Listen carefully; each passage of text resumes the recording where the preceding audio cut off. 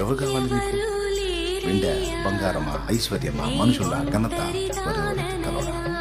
దేవుడే నీ దగ్గరకు వచ్చి కూర్చొని నీతో గడుపుతున్నాడంటే అంతకు మించిన ఆధిక్యత ఏముంది?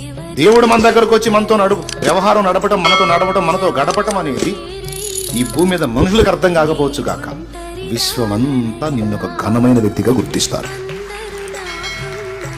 తేజోలోక పౌరులు, దూతలు, మహాదూతలు, కెరూబులు, శరాపులు, మొత్తం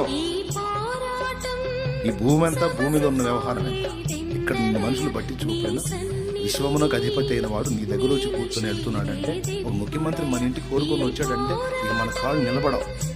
ఒక రాష్ట్రానికి ముఖ్యమంత్రి అయిన వాడు మన దగ్గరకు వచ్చి కూర్చొని వెళ్తే, విశ్వంలో విస్తారమైనటువంటి ప్రాణకోటిని నిర్మించిన ఆ విశ్వానికి నిర్మాణకుడైన సార్వభౌముడు వచ్చి నీ దగ్గర కూర్చుంటున్నాడంటే వామ్మో వామ్మో వామ్మ, అది మామూలు ఘనత?